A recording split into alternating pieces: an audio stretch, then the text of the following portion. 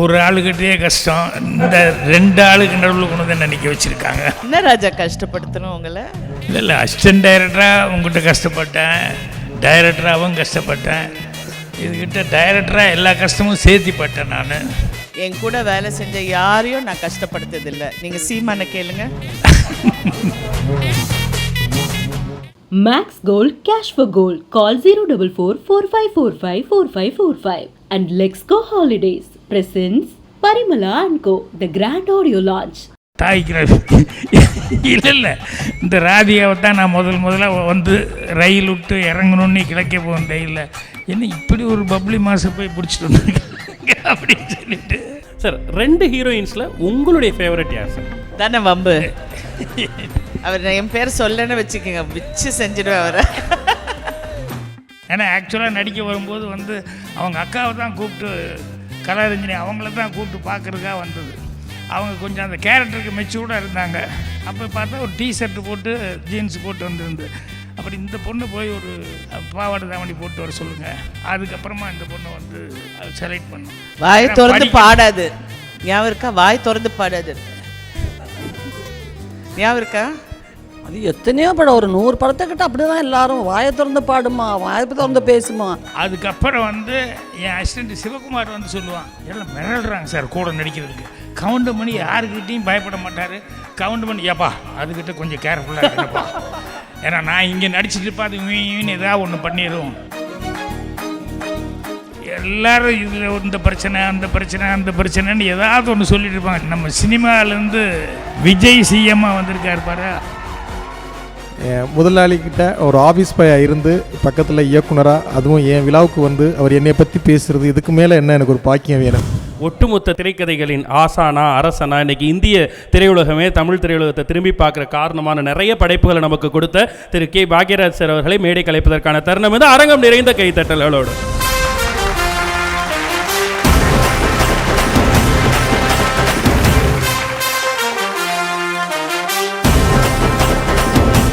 எல்லாத்துக்கும் வணக்கம். ஒரு ஆளுக்கிட்டே கஷ்டம், இந்த 2 ஆளுக்கு நடுவில் கொண்டு வந்து நினைக்க வச்சுருக்காங்க. வணக்கம். என்ன ராஜா கஷ்டப்படுத்தணும் உங்களை? எதில் கஷ்டப்படுத்தலை அதை சொல்லுங்கள். டைலாக் சொல்ல மாட்டோம், அவ்வளோதான். அது தவிர வேறு என்ன கஷ்டம் உங்களுக்கு? இல்லை அசிஸ்டன்ட் டைரக்டராக உங்ககிட்ட கஷ்டப்பட்டேன், டைரக்டராகவும் கஷ்டப்பட்டேன், இதுக்கிட்ட டைரக்டராக எல்லா கஷ்டமும் சேர்த்திப்பட்டேன் நான்.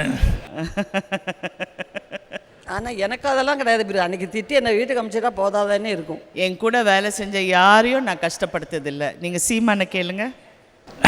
சீமானோட நான் ஒர்க் பண்ணதில்லை, அதெல்லாம் தெரியாது. நீங்கள் அவரை கேளுங்க, இல்லைன்னா நீங்கள் இதை சித்ரா கேளுங்க. இப்போ கூட நான் கஷ்டப்படுத்திருக்கேன்னா சிரிக்கிறாரு. சூரி நாங்கள் ஸ்பை அப்படி போகல. இப்போ கூட வந்ததுலேருந்து அந்த இதெல்லாம் கொண்டு வந்தாங்கல்ல, அது சாப்பிட்டு. ஆமாம், ஆனந்தமாக வாங்கி ஆனந்தமாக சாப்பிட்டது. என்கிட்ட சொல்ல சாப்பிடுன்னு. வேண்டாம். அதுக்கப்புறம் இல்லை சார் காலையிலேருந்து சாப்பிடல, இப்போ தான் சாப்பிட்றேன் சார் அப்படின்னு. ஆமாம், உண்மை. நான் ஒன்று சொன்னேன், என்னென்னா இல்லைம்மா சாப்பிட்ற அளவுக்கு உடம்பு கடவுள் கொடுத்துருக்காருல்ல, இதை சாப்பிடக்கூடாது அது சாப்பிடக்கூடாதுன்னு இல்லாமல் அந்த சாப்பிட்றதுக்கான உடம்பு கொடுத்துருக்காரு, ஆரோக்கியத்துக்கு கொடுத்துருக்காரு, சந்தோஷம், எப்போ முடிஞ்சாலும் சாப்பிடு அப்படின்னு சொல்லிக்கிட்டு இருந்தேன். நல்லா சாப்பிடு. எனக்கு என்னென்னா அவர் நாங்கள்லாம் ஜனங்க பாராட்டினாங்க, எல்லாருமே பாராட்டினாங்க. உலகநாயகன் கமல் அவர்கள் வந்து எவ்வளோ உன்னை கூர்ந்து கவனிச்சிருந்தா, எவ்வளோ அப்சர்வ் பண்ணியிருந்தா அவர் வந்து பப்ளிக்கில் வந்து இவ்வளோ தூரம் நான் வந்து அப்ரிஷியேட் பண்ணி பேசியிருப்பார். ஸோ அதெல்லாம் கேட்கும்போது ரொம்ப சந்தோஷமாக இருக்குது. பெருமை. எனக்கு சினிமாவில் 2 வாத்தியாருங்க.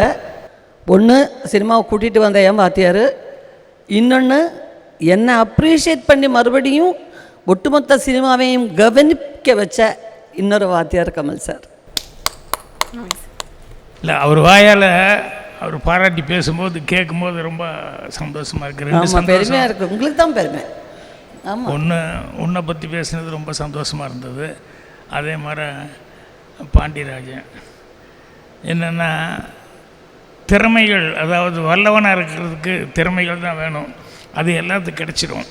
ஆனால் நல்லவேன்னு பேர் எடுக்கிறது இருக்கல, அதுதான் கஷ்டம். அது பாண்டியராஜன் அந்த பேர் எடுத்திருக்கான். ஏன்னா ஒவ்வொருத்தரும் பேசும்போதெல்லாம் ப்ரொடியூசர்ஸு சுரேஷ்லேருந்து எல்லாருமே பேசும்போது ப்ரொடியூசருக்கு தகுந்த ஒரு ப்ரொடியூசர் கஷ்டத்தை புரிஞ்சுக்கிற ஒரு டைரக்டர்னா பாண்டியராஜன் அப்படின்னு சொல்லிட்டு சொல்ல டைமில் வந்து முடிக்கிறது. பட்ஜெட்டுக்கு முன்னாலேயே இவ்வளோ பட்ஜெட் ஆகுனா அதை விட கம்மியான இதில் வந்து கம்மியான கோடிகளில் வந்து படம் எடுக்கிறது, இதெல்லாம் சொல்லும்போது கேட்கும்போது ஸோ டேலண்ட்டை விட இப்படி அவருடைய கேரக்டர் நல்லா இருக்கிறது அப்படிங்கிறது ரொம்ப சந்தோஷமாக இருக்குது. எஸ் சார், அந்த 3 பேரும் அந்த ஸ்டேஜில் இருக்கிற இந்த டைமில் எக்ஸ்ட்ரா ஸ்பெஷல் மூமெண்ட் ஆக்கிறதுக்கு நம்ம டேரக்டர் பாண்டியராஜ் சாரும் ஸ்டேஜில் இருந்தால் இன்னும் நிறைய விஷயங்கள் பேசணும் அப்படின்னு சொல்லிட்டு ஆசைப்படுறோம். Please sir. வா வா.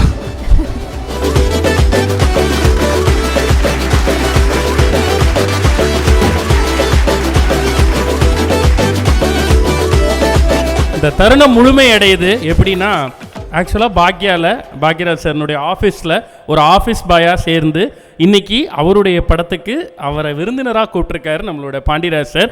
இந்த உயரத்துக்கு வர்றதுக்கு இந்த பயணம் ரொம்ப பெருசு.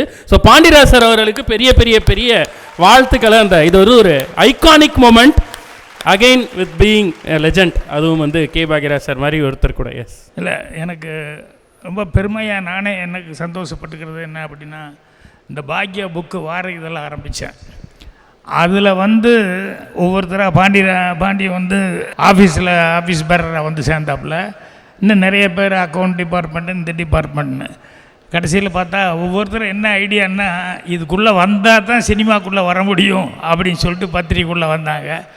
அப்படி வந்ததில் வந்து நம்ம பாண்டியராஜ், வெங்கடேஷ், ஆயுத பூஜை சிவகுமார், ராம்பாலா, சோமு, புத்தூர் முருகன், ஐயர் பாலு, இப்படி வந்து எத்தனை டைரக்டர்ஸ் மதன் டைரக்ஷனுக்கு இப்போ முயற்சி பண்ணிகிட்ருக்கான். இத்தனை பேர் வர்றதுக்கு அந்த பாக்யாங்கிற ஒரு பத்திரிக்கை வந்து இதாக இருந்ததுங்கிறது ரொம்ப சந்தோஷமாகவும் பெருமையாகவும் இருக்குது.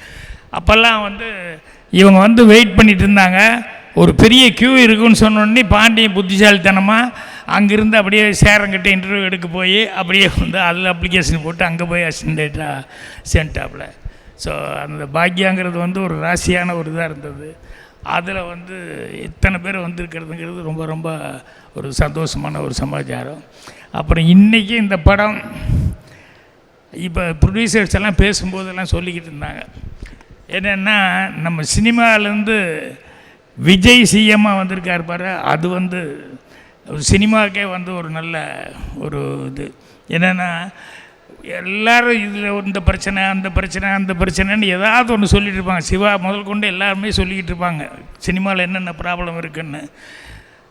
அதை வந்து எல்லாத்தையும் அண்டர்ஸ்டாண்ட் பண்ணிக்கிற அளவுக்கு விஜய் அவர்கள் சிஎம்மாக வந்ததுனால இது வந்து உங்களுக்கு நமக்கு ஒரு நல்ல ஒரு சகனமாக நம்ம வந்து ஃபீல் பண்ணுறோம். அது மூலமாக நிறையா சினிமா இண்டஸ்ட்ரிக்கு நல்லது கிடைக்கும் அப்படின்னு சொல்லிட்டு ரொம்ப சந்தோஷப்படுறோம். சூப்பர். பாண்டியராஜ் சார், நெகிழ்ச்சியின் தருணம் தான், ஆனால் நீங்கள் சில வார்த்தைகள் சொல்லியே ஆகணும். பாண்டியராஜ் அவர்கள். ஏன்னா அந்த காம்போலேருந்து ஏற்கனவே பாண்டியராஜன் ஒருத்தர் வந்திருக்காரு. என்ன பேசுகிறது, எனக்கு ரொம்ப சந்தோஷமாக இருக்குது, ரொம்ப ரொம்ப சந்தோஷமாக இருக்குது. நான் பல மேடைகளில் ஏறி இருக்கேன். இது ரொம்ப முக்கியமான ரொம்ப ஒரு சந்தோஷமான மேடைன்னு நான் நினைக்கிறேன். ஏன்னா ஒரு முதலாளிக்கிட்ட ஒரு ஆஃபீஸ் பாயாக இருந்து பக்கத்தில் இயக்குனராக, அதுவும் என் விழாவுக்கு வந்து அவர் என்னை பற்றி பேசுகிறது, இதுக்கு மேலே என்ன எனக்கு ஒரு பாக்கியம் வேணும். அது மிகப்பெரிய பாக்கியமாக நான் நினைக்கிறேன் சார். இல்லை, உங்கள்கிட்ட நான் சில கதைகள்லாம் கூட ஆமாம் சார், சாயங்கால நேரத்தில் சும்மா பொழுது போகலன்னு அங்கே தான் இருப்பாப்புல. அதனால் உனக்கு எதாவது தெரிஞ்சால் சொல்லி அப்படின்னு சொல்லிட்டு ஒரு 2-3 கதையெல்லாம் அப்படியே ஃப்ரீயாக இருக்கிற நேரங்கள் எல்லாம் வந்து சொல்லிகிட்டு இருப்பேன். ஆனால் காமிச்சிக்கல அப்போல்லாம் நான் இதுக்குள்ளே தான் வரப்போகிறேன் அப்படின்னு சொல்லி இல்லை சார். அப்போ வந்து என்னென்னா ஒரு 10 பேர் வெயிட்டிங்கில் இருக்காங்க. சாருக்கு சேர்றதுக்கு மட்டுமே வெயிட்டிங்கில் ஒவ்வொருத்தரும் பாக்கியாவுக்குள்ளே வேறு வேறு பொறுப்பில் இருக்காங்க. நான் ஆஃபீஸ் பாயாக இருக்கேன். இந்த 10 பேர் சேர்றதுக்குள்ளே நம்ம வாழ்க்கை முடிஞ்சிடும் அப்படின்ட்டு தான் நான் இந்த காம்பவுண்ட்லேருந்து வெளில போகணும் அப்படின்ட்டு போய் சேரன் சார்கிட்ட சேர்ந்தேன். ஏன்னா அவ்வளோ பேர் வெயிட் பண்ணிகிட்டே இருப்பாங்க. சார் வந்து 12-1 மணிக்கு தான் எழுதி முடிச்சுட்டு கீழே இறங்குவார் நைட்டு. நாங்கள் எல்லாம் வரிசையாக கியூவில் நிற்போம். நம்ம கண்ணு பற்றாதா, நம்ம மூஞ்சியில் பற்றாதா, நம்மளை கூப்பிட மாட்டாரா அப்படின்னு சொல்லி அப்படியே வெயிட் பண்ணுவோம் எல்லாருமே. அப்போ வந்து கண்டிப்பாக அதுக்குள்ளே எங்களுக்குள்ளே சண்டைலாம் வரும். நீ எப்போ கடைசியாக வந்தவன், நீ ஏன் போய் முன்னால் நிற்கிற அப்படின்னு சொல்லி. ஏன்னா நான் இப்போ சிறுகதைகள் கவிதைகள்லாம் எல்லாம் காதல் பண்ணால் தான் கவிதை எழுதுவாங்க. நான் சாரை இம்ப்ரெஸ் பண்ணுறதுக்காக கவிதை எழுதின ஆளுன்னா இவன் பாண்டியராஜ் பரவாயில்ல, அவன் சிவகுமார் போய் சேர்ந்துட்டான்.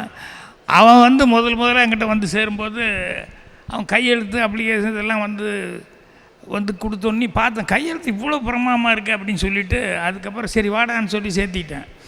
அதுக்கப்புறம் எப்போ கூப்பிட்டாலும் ஏதாவது ஒன்று எழுதி சொன்னால் இதை வந்துடுறேன் அப்படின்னு சொல்லிட்டு டக்குன்னு போவான், பக்கத்து ரூம் போவான், வருவான், அப்புறம் எழுதி கொண்டு வருவான். ஒரு நாள் கூட என் முன்னால் எழுந்தே இல்லை. நானும் பல தடவை பார்த்தேன், என்னடா எப்போ சொன்னாலும் இங்கே எழுதுறான்னு அவசரம்னு சொல்லி சொன்னோம்னா அப்படி போய் இப்படி போய் வர்றான்னா. அப்புறம் தான் தெரிஞ்சது அந்த அப்ளிகேஷனே இவன் கையெழுத்து கிடையாது, எவனோ அழகாக எழுதுகிறவன் கையெழுத்தில் அப்ளிகேஷன் எழுதி என்கிட்ட கொடுத்து அப்படி சமாளிச்சிட்டான் அப்படின்னு சொல்லிட்டு. இந்த மாதிரி ஒவ்வொருத்தரும் அசிஸ்டண்ட்டாக வந்து உள்ளே வர்றதுக்காக வந்து ஒவ்வொரு வித்தைகளை கையாண்டாங்க. ஆனால் பட் அதுக்கு ஒரு புத்திசாலித்தனம் வேணுமில்ல. அது சினிமாவில் தான் இத்தனை பேர் வந்துட்டாங்க அப்படிங்கிறது வந்து ரொம்ப சந்தோஷமாக இருக்குது. தாய்க்கிறார் இல்லை டைரக்டரை போய் பார்த்துட்டு வந்தாங்க. டைரக்டர் வந்து அவர் இப்போவும் வந்து இன்னும் நீ இந்த அவார்டு வாங்குவேன் அந்த அவார்டு வாங்குவேன் அப்படின்னு சொல்லி ராதிகாவை சொன்னாங்க. இந்த ராதிகாவை தான் நான் முதல்ல வந்து ரயில் விட்டு இறங்கணுன்னு கிழக்கே போகணும் ரயிலில், என்ன இப்படி ஒரு பப்ளி மாதம் போய் பிடிச்சிட்டு வந்துருக்காங்க அப்படின்னு சொல்லிட்டு. எனக்கு தமிழ் தெரியாதுன்னு நினச்சிங்க? இல்லை உண்மையில் அப்போ தமிழ் தகராறு தான் உனக்கு கொஞ்சம் தகராறு, பட் இந்த வார்த்தையெல்லாம் தெரியும்ல. இது எனக்கே இது கரெக்டாக பதில் தெரியும், எனக்கு அர்த்தம் தெரியாது. அப்போ இருந்து எங்கூட அவ்வளோ சண்டை போட்டுக்கிட்டு இருக்கேன். எப்போ போனாலும் டைலாக் சொல்லி கொடுத்தா, டைலாக் சொல்லி கொடுக்க போனால் உடனே உஷாவும் இவங்க 2 பேருமா சேர்ந்துட்டு வேறு எதுவும் நான் பேசிட்டுப்பேன். நான் மண்டை உடச்சிக்கிட்டு டைலாக் சொல்லுவேன், சொல்ல மாட்டாங்க. அப்புறம் திட்டிட்டு நான் போயிடுவேன். அப்புறம் டைரக்டர் வந்து என்னையா ரெடியா ஷாட்டுக்கு அவங்க அப்படின்னா, ரெடி சார் ஆனால் தெரிய தேராது அப்படின்னு. ஏன் தேராதுன்னு ஒன்று சரி ஒரு ரிஹர்சல் பார்க்கலாம் அப்படின்னா கடன்னு டைலாக் கரெக்டாக சொல்லிடுவாப்புல. எனக்கு ஒரு அவமானமாக இருக்கும், என்ன இது கேட்கவே இல்லை பார்க்கவே இல்லையே நம்மளை அப்படின்னா. இங்கே ஏதோ பேசியிருந்தா கூட காதில் கரெக்டாக டைலாக் வாங்கிட்டு அங்கே வந்து என்ன மாட்டி விடுறதுக்காகவே டைரக்டர்கிட்ட கரெக்டாக ஆக்ட் பண்ணுவாப்புல. ஸோ அந்தளவுக்கு வந்து டேலண்ட் இருந்தது, கான்சன்ட்ரேஷன் இருந்தது. அது அவங்க அப்பா பிளட்டு. ஸோ அந்த மெமரி லேனில் அப்படியே நீங்கள் ட்ராவல் பண்ண ஆரம்பிச்சிட்டீங்க 3 பேரும். சார் 2 ஹீரோயின்ஸில் உங்களுடைய ஃபேவரட் யார் சார்? தானே வம்பு. அவர் என் பேர் சொல்லன்னு வச்சுக்கோங்க, வச்சு செஞ்சிடுவேன் அவரை. இல்லை இதை தான் சொன்னேன், ஒவ்வொருத்தரை பற்றியும் மற்றவங்க சொல்லும்போது எனக்கு எல்லாமே யூனிக்னஸ் இல்லை. நீங்கள் இந்த ஆர்டிஸ்ட்டை மட்டும் கேட்கக்கூடாதுங்க. உங்களுக்கு பிடிச்ச ஹீரோ யாருன்னு சங்கடம். எனக்கு யாரையும் பிடிக்கலன்னா என்ன சொல்லுவேன்? கரெக்ட். அப்போ அந்த ஃபேவரட் அப்படின்ற கொஸ்டின் இப்படி போயிடலாம். ஏன்னா ஒரு விஷயத்தில் இண்டஸ்ட்ரியில் வந்து ஒரு ஸ்டார்ட் பண்ணுறது அப்படிங்கிறத தாண்டி இத்தனை வருஷமாக வந்து சஸ்டெயின் பண்ணி சக்ஸஸ்ஃபுல்லாக இருக்கிறது அப்படிங்கிறது ரொம்ப பெரிய விஷயம்.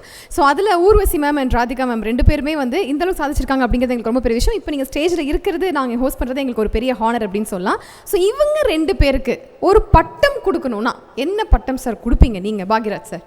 இல்லைம்மா, இப்போ ஒரு கேப் விட்டு இப்போ அவங்க வந்து என்னென்னா எங்கூடயே சமகாலத்தில் வந்து அந்த படத்தில் ஃபஸ்ட்டு கிழக்கே போன்றையில் வந்து ஃபஸ்ட்டு அவங்க வந்து நடிக்க வர்றாங்க. நான் அப்போ 2வது படம் எனக்கு கொஞ்சம் சீனியர், நான் அவ்வளோதான ஒழிய அப்போ இருந்து அவளை நான் பார்த்துருக்கேன். அவங்களுடைய பாரம்பரியம் அப்படிங்கிறதெல்லாம் வேறு.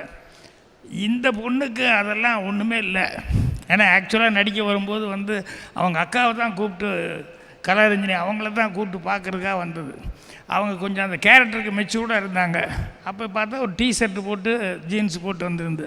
அப்புறம் இந்த பொண்ணை போய் ஒரு பாவாடை தாவணி போட்டு வர சொல்லுங்கள் அப்படின்னு சொல்லிட்டு இந்த பொண்ணை வர சொல்லி அதுக்கப்புறமா இந்த பொண்ணை வந்து செலக்ட் பண்ணோம்.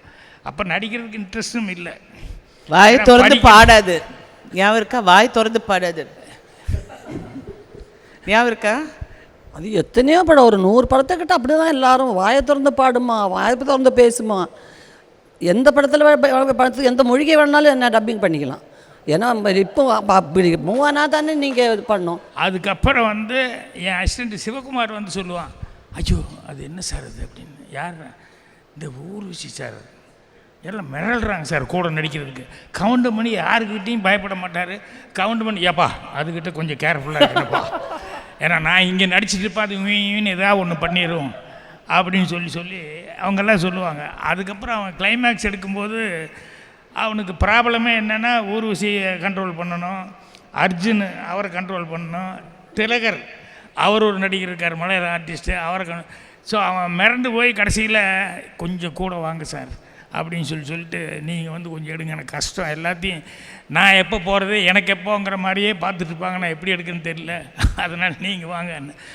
அப்போ வந்து கூப்பிட்டு அப்புறம் நான் ஷார்ட் எடுத்துக்கிட்டு இருந்தேன்.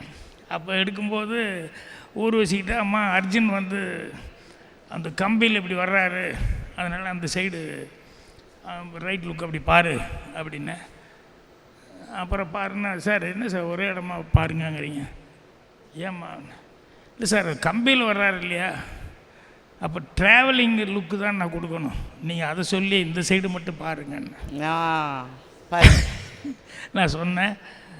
அப்படியே கொஞ்ச நேரம் பார்த்தேன், புத்திசாலி ஒத்துக்கிறேன், ஆனால் நீ இங்கிருந்து இப்படி ட்ராவல் பண்ணுற வரைக்கும் உன்னையே காமிச்சிருக்க மாட்டாங்க, இன்டர்கட் பண்ணி அர்ஜென்ட் போகிறது மற்றவங்க எல்லோரும் ரியாக்ஷன் போட்டிருப்பாங்க, அதனால் நீ இப்படி கண்ணை இப்படி ஷிஃப்ட் ஆகிறதுக்குள்ளே ஷார்ட் கட் ஆகி போகும் 1.5 அடியில், ஆனால் புத்திசாலித்தனமாக கேட்டப்பார் ரொம்ப சந்தோஷமாக இருக்குது அப்படின்னு சொல்லுவாங்க. ஸோ அவர் ஆர்டிஸ்ட்டாக இது ட்ராவலிங் லுக்கு அப்படிங்கிறதெல்லாம் வந்து டக்குன்னு உடனே பிடிச்சிக்கிட்டாங்கல்ல, அதுதான் பெரிய சமாச்சாரம். நிச்சயமா சார். அண்ட் பாண்டியராஜ் சார், அவர் சார் கிரியேட் பண்ண அந்த பரிமளா கேரக்டர் தான் இந்த பரிமளாவா, இவங்க தான் பரிமளாவா இந்த படத்தில்? பரிமளா அது யாருங்கிறத படம், அது ஜெயராம் ஆக்சுவலா இல்லை ஜெயராம் சார்லாம் இல்லை, மிஸ்கின் சார் இருக்காரு, பட் அது ஒரு குறிப்பிட்ட கட்டத்தில் தான் அந்த பேர் ரிவீல் ஆகுன்ற மாதிரி. ஆமாம், அதனால சொல்ல மாட்டோம், பிகினிங் எல்லாம் தெரியாமல் ஒரு குறிப்பிட்ட படம் பார்த்து தெரிஞ்சுக்கணும் இல்லையா? ஆமாம் சார், ஆமாம். ஸோ ரொம்ப சந்தோஷம். Thank you sir. Pandiraj sir and Bhagyaraj sir, நீங்கள் ப்ளீஸ் ஸ்டே பேக் ஒரு நல்ல இன்னொரு மொமெண்ட்காக. அண்ட் தேங்க்யூ ராதிகாம் அவர்களுக்கும் ஊர்வசி அவர்களுக்கும் ரொம்ப ரொம்ப நன்றி. தேங்க்யூ.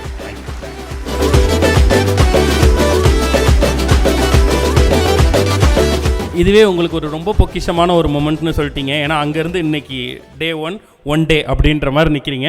அண்ட் இப்போது சார் ஒரு விஷயத்தை உங்களுக்காக இங்கே பண்ணணும்னு நாங்கள் ஆசைப்பட்டோம் சார்.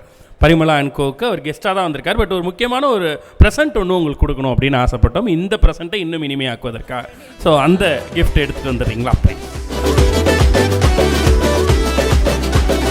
பரிமளா அண்ட் கோவினுடைய முதல் டிக்கெட்டை பாக்யராஜ் சார் அவர்கள் வாங்கிக்கணும் அப்படின்னு ஆசைப்படுறோம் பாண்டியராஜ் சார் கையிலேருந்து. அவருக்கு சினிமாவுக்கு டிக்கெட் கொடுத்து அனுப்புனவர் அப்படின்னு சொல்லலாம். அந்த ஆஃபீஸில் இருந்து எடுத்துகிட்டு வந்தது தான் எல்லாமே. அண்ட் இப்போது முதல் டிக்கெட் ஆஃப் பரிமளா அண்ட் கோ அவருடைய கைகளால் வாங்கிக்கிறாரு பாக்யராஜ் சார். எஸ், கலெக்ஷனில் பாண்டியராஜ் ரொம்ப நாளைக்கு முன்னாடியே பேர் எடுத்தார். நான் அவரை பற்றி சந்தோஷப்பட்டதுங்கிறது வந்து கேரக்டர் வைஸ் பேர் வாங்கினது இருக்குல்ல, அதுதான் ரொம்ப ரொம்ப பெருமைக்குரிய ஒரு சமாச்சாரம், அதுதான் நான் அப்ரிஷியேட் பண்ணேன். ஸோ இது டெஃபினட்டாக தமிழ்குமரன் சார் உங்களுக்கு பெரிய கலெக்ஷன் உண்டு, அதில் ஒன்றும் சந்தேகமே. நான் சொன்னேன், பாக்யாவுக்கு வந்தவங்க எல்லாருமே சைன் பண்ணாங்க, கடவுள் கிருபை அந்த ராசி. அதனால் பாக்யாவில் இருந்த பாண்டியராஜ் இன்றைக்கி இந்த அளவுக்கு வந்தது இன்னும் மேலும் மேலும் வளரணும் அப்படின்னு சொல்லி மனதார வாழ்த்துக்களை தெரிவிச்சுக்கிறேன். நன்றி சார். Thank you sir. தேங்க்யூ இருவருக்கும் நன்றி. Thank you sir. Parimala and co the grand audio launch. Title sponsor உங்கள் தங்க நகையை விற்று பணம் பெற Max Gold. Call 04445454545. Max Gold cash for gold மற்றும் let's go holidays travel beyond boundaries. Max Gold Cash for Gold. Call 04445454545. And Let's Go Holidays presents Parimala & Co. The Grand Audio Launch.